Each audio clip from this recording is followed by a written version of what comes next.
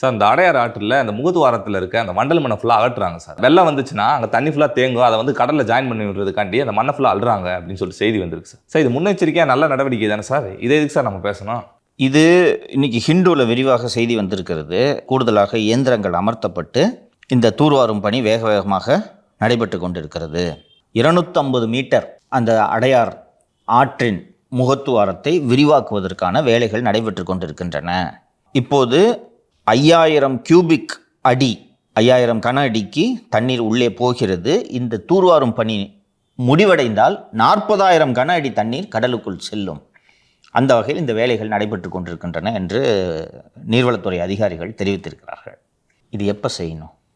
இந்த முகத்துவாரத்தை 250 மீட்டராக விரிவாக்குனா 5000 கன அடி போகிற இடத்துல 40,000 கன அடி போகும். ரைட்டு. இது எப்பப்பா செய்யணும்? மழை பெஞ்ச பிறகா?